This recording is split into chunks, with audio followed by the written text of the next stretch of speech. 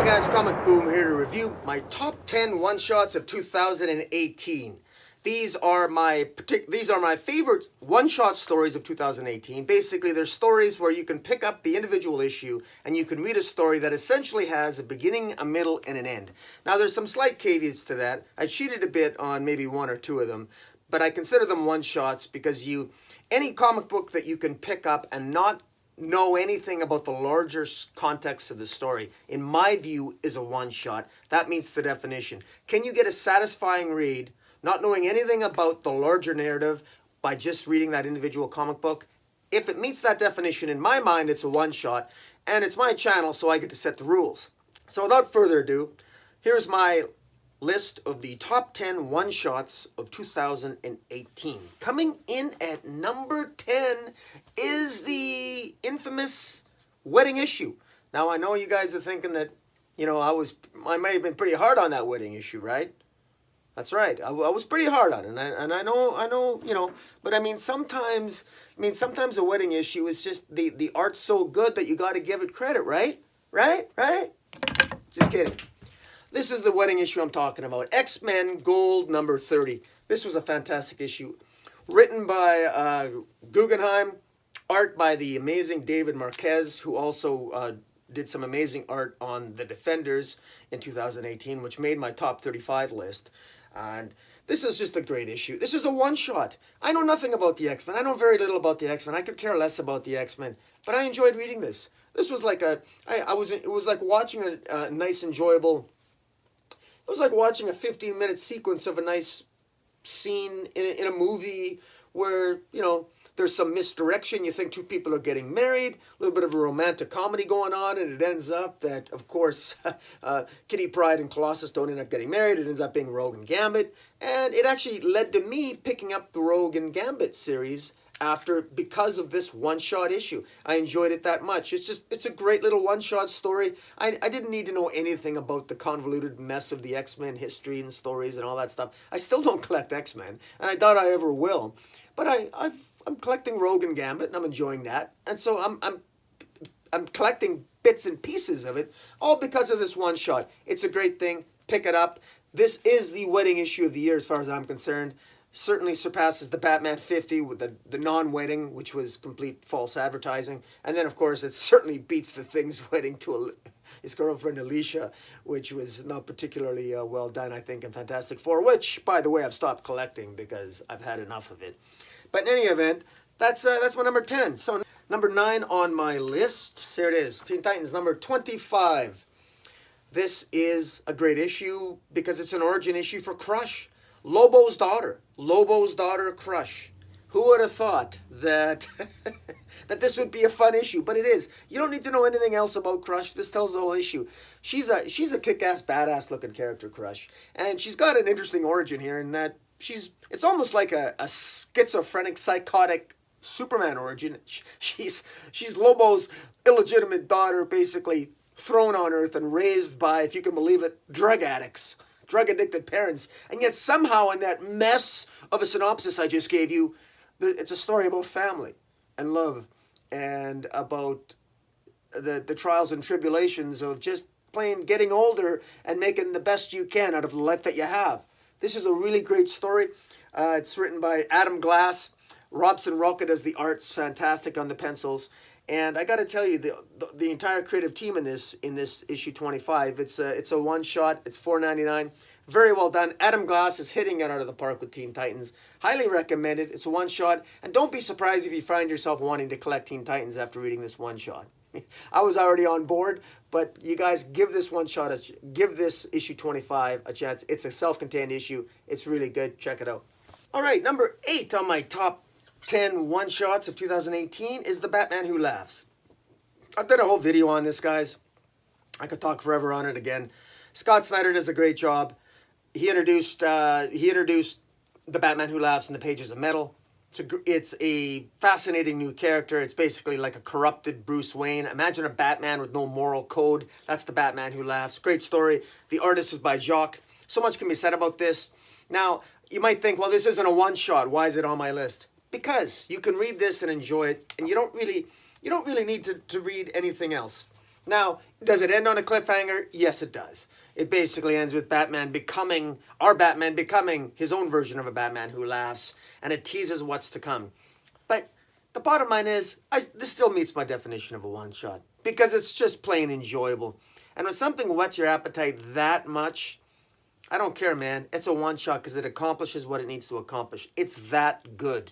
And to be quite frank, it tells you everything you need to know about the Batman who laughs, and it even introduces a new Batman character called the Grim Knight, and it's a key issue.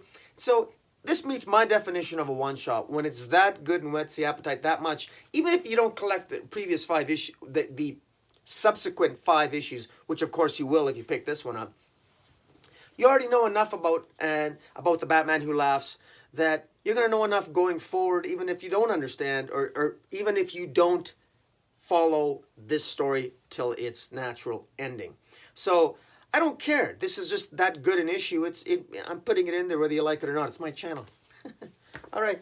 So that's number 8. Now number 7, Owen's story, Secret Weapons of the Valiant Universe. The Valiant Universe is a universe where instead of mutants, you got psiots. And one particular psiot by the name of Owen. This is Secret Weapons issue 0, Owen's story. It is a one-shot. A genuine one-shot, not a little bit of a cheat like the Batman who laughs that I throw with it. And basically, this is, Owen has this fairly useless superpower that he conjures up useless stuff. He'll conjure up a tire iron, or a wallet, or an action figure, or a doll, or a basketball. And there's no rhyme or reason to it, or so he thinks. And this is basically a snapshot in a period of time in Owen's life where, you know, he's trying to make ends meet, he's trying to make rent, and he's got this fairly useless superpower that was sort of forced out of him through a government program that you don't need to know about to understand the story. And it's just a wonderful story about how even the most innocuous, useless superpower has its purpose. Because even though he conjures up all this stuff, how it ends up him ultimately using this stuff and how the items that he conjures up plays a role not only in his life in the future, in the past, and in the present, but also the items themselves have a story to tell. It's told in a series of vignettes. It's written, it's a Eric Heisserer. I don't know how to say the name. Eric Heisserer. And Raul Paul and Patricia Martin does the colors. Raul Allen does the penciling. Very, very well done comic book. I highly recommend it. It's just a one-shot. You can just pick it up and read it and put it down. Trust me, it's worth it, guys. Pick it up. And there's other one-shots, vignette stories of the other characters as well in the Valiant universe. In any event, it had to make my list. It's that good. The Valiant universe is a universe where I often read. I read a lot of Valiant comic books. I just don't do a lot of reviews for them, and I should probably change that. All right, so number 6 is Batman Annual. Yes, Batman Annual number 3. And I've reviewed this as well. I'm not going to say that much about it other than that this is a great a story between Alfred and Batman. This is basically the story of Batman from the perspective of Alfred. Alfred is basically Batman's father. And even though Batman may have lost his parents when he was young, but what really keeps Batman going, aside from his drive to always fight crime and battle against that superstitious and cowardly lot, the fact remains is that Alfred is Bruce Wayne's tether to reality. Alfred is Batman's tether to some semblance of a rational and calm and frankly nutritious life, because Alfred keeps him going. Because would Batman eat if Alfred didn't make him eat? It's all those cucumber sandwiches. I don't know what Alfred puts on them, but he does a lot. He keeps Batman going somehow. This is a very heartfelt, emotionally driven story, and it really shows just how much of a father Alfred is to Batman. And it's appropriately entitled. It's appropriately titled Father's Day. Check it out. All right, number 5. Injustice 2 Annual number 2. Now, this is written by Tom Taylor, and I should say Batman Annual 3 was also written by Tom Taylor. Tom Taylor was just born to write was just born to write superhero comics for DC Comics. He's written. I know he's written some stuff for Marvel. I don't really read much of his Marvel stuff. Although I shouldn't say that. I did read his all new Wolverine run where Laura was Wolverine. I really enjoyed that. I read that digitally. That's quite enjoyable. So when he puts his mind to something, Tom Taylor is probably one of the most underrated writers out there. He's the Tom that should be writing Batman full time, and mark my words, one day he will, and we'll all be better off for it. Injustice 2 Annual number 2 is the story of the relationship between the Injustice Superman and Batman. This takes place after the events in the video game. That's what I like it, because I have not really read much of Injustice, but I played the video game, and I like the story in the video game. That's all you need to know is the video game story. And we know at the end of the video game story, Superman's defeated and he's thrown in jail. This takes place after all that, and that's all you need to know. And it just sort of reminds both characters of Clark and Bruce that they're friends, and that at the end of the day, when Lois was killed by the Joker, that Superman really missed the fact that Batman just wasn't there for him. And this basically is an issue that has Batman, just speaking to him friend to friend, basically saying, I'm sorry about Lois, and putting it all in perspective. It's the emotional arc of all the trauma, physical trauma and emotional trauma that happened through the Injustice video game, that epic story. It comes full circle here, and it really drives the story home. And Tom Taylor does a fantastic job. Check it out. All right, now, number 4 on my top 10 one-shots of 2018 is Mr. Miracle number 12. Now, you might be thinking, Comic Boom, why are you doing this? That's not a one-shot.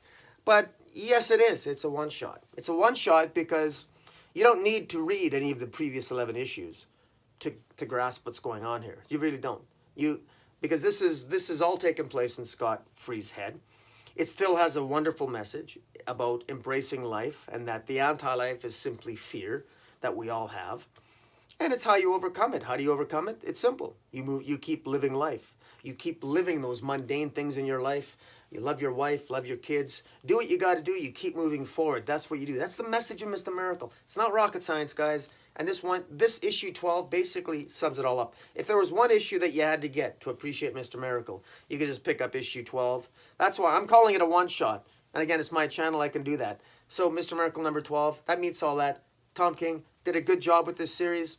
Dragged on a little bit in parts, but he nailed the landing as far as I'm concerned. So number 12, Mr. Miracle number 12 is definitely on the list, and that's number 4 of the top one-shots of 2018. Coming in at number 3 of top one-shots of 2018 is Amazing Spider-Man issue 801. Now, Dan Slott ended his run at issue 801 here of Spider-Man. And this is, again, just a one-shot story encapsulating what Spider-Man means to Dan Slott, and frankly what Spider-Man means to all of us. And it's basically told through the eyes of an average New York citizen who basically many years ago, fighting an addiction to cigarettes, a young man, or I guess a middle-aged man, goes into a convenience store to buy some cigarettes to meet his addiction habit, and it ends up being robbed by robbers, and Spider-Man saves the day and ultimately saves this guy's life, and that allows this guy to get to the hospital in time to see his dying father. And then through the years, it shows this guy growing up over the next 10 years and watching him grow up with his family and his kids and everything else. And then, of course, he ends up meeting Spider-Man at the end, and Spider-Man, of course, doesn't remember him because Spider-Man saved so many lives. And it's a wonderful at the end where Spider-Man asks him, I'm sorry I don't remember you. What did I do for you? How did I have an impact on your life? And the guy tells him, you helped me stop smoking. Because at the beginning he went in to get a package of cigarettes, and that's where he was almost killed. And so it's just a wonderful story. This is just one of those one-shots. It's just a joy to read, and I really wish Dan Slott would have written more of this. If it's one thing that the big two, they just continuously, they never seem to grasp it, and all the writers get it wrong. They go in and they want to tell, they're like, not to pick on Tom King or Scott Snyder, because those are good writers in their own right, but when all you're concerned with is telling a great big epic tale, it's these one-shots that are the most memorable. They really are. And when you're telling 100-issue story arcs, like trying to make your mark, it just reeks of an egotism that doesn't serve the characters and frankly doesn't serve the stories. And that's just how I feel. Now, do I get involved with the big stories and everything else? That's fine. But this is the stuff that's most memorable. And the big two really have got to change their approach. And they need far more one-shots. There should be at least, it's sad. I got to tell you guys, it was very, very difficult for me to come up with one-shots for 2018. There's so few really good ones. And that's the tragedy of comic collecting nowadays, is that so few writers really know how to tell a really great story in 22 to 30 pages. It's an absolute tragedy. And that to me is the hallmark of the difference between a good writer and a great writer, is that a great writer knows how to utilize 22 to 30 pages masterfully. Mediocre writers don't. They have to go on forever and a day. They tell decompressed stories that actually end up ultimately often going nowhere. But I digress. That's Amazing Spider-Man #1. That's number 3. Now, number 2 of my top 10 one-shots of 2018 is Superman issue 45. This is a one-shot, guys, and this was the Patrick Gleason, Peter Tomasi, Patrick Gleason on the art, and Downer on the inks. This was basically the final issue of their run before Brian Bendis came along and took over the Superman and Action Comics titles. And fantastic cover. And this is basically them. It's the end of an era. It's them. It's the Kents. Lois and Clark are moving, and John, they're moving off the family farm, off the Kent farm, back into the city metropolis. It's the end of an era. It's really there's something kind of sad about it because it was such Patrick Gleason and Peter Tomasi had such a fantastic run. And this is just, it's beautiful art, it's beautifully told, and it's just basically a story of, Lois Lane reflecting on the period of time. Even Lois is crying, and it's almost like speaking through the comic book. We, the reader, are also crying that this came to an end. This great is will always be known as an epic era for Superman comics, when him and Lois were actually on the farm raising Jonathan. There was something wonderful about it, and it's just sad that it's gone. Even Flash makes an appearance and helps him move to Metropolis. It's just great. It has a message at the end. They go to a carnival at the end, and as it ends with father and son taking off into the sky, saying up, up, and away. And the mailbox of the Kent family farm was taken and put into their new apartment in Metropolis at the end. Very well done issue, and wow, what can I say?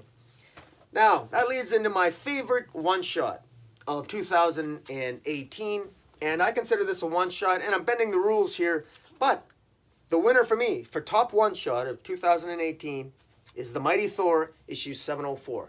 Now, again, you're going to say, Comic Boom, that's like, this is right in the middle of the death of the Mighty Thor. It's Jane Foster Thor. It's 704. It's smack dab in the middle. The story arc of the death of Mighty Thor, it went from issue 700 to, I think, 706. So how come I'm picking a middle issue? It's simple. Because everything you need to know about why Jane Foster is an amazing Thor and an amazing character, and the emotional journey she was on, and why she was on it, is encapsulated in issue 704. I shed a tear reading it. It's such a fantastic issue. You don't need to know any part of the larger narrative that Jason Aaron was construing. Everything is explained in this issue. If you just pick up issue 704 of The Mighty Thor, trust me, it's that good. Don't believe all the rhetoric. There's so many guys that are smoking pot out there that think that this is a terrible series, that this was a terrible character, that this was badly written. Rubbish. It is a fantastic Thor. I almost said Fantastic Four there. It's a fantastic Thor. And you can see why Jane Foster is a character that so many people jumped on board Thor with, and why people want her back. I want her back. I'm already getting tired of Odinson. I want Jane Foster back. I can't wait till she returns. She's already being teased. I'm not a big fan of this third arc of Jason Aaron of Odinson Thor. The art here, Jason Aaron wrote this. Dodderman on art is fantastic. He's got a different artist now on Thor. It seems confusing. I'm not quite understanding where this War of the Ten Realms seems to be very convoluted, not particularly well put together. But at least his Jane Foster run I thought was fairly easy to follow, and it was the emotional journey that Jane Foster was on really drew me to the title. This was the best one shot of 2018, and most people don't realize it's a one shot. That's my story, and I'm going to stick to it. Okay, guys, those are my top 10 one shots for 2018. Tell me what you think. Tell me what your favorite one shots were. And until next time, follow me on Twitter at Metropolis40. Hit the subscribe button. And until next time, Comic Boom out.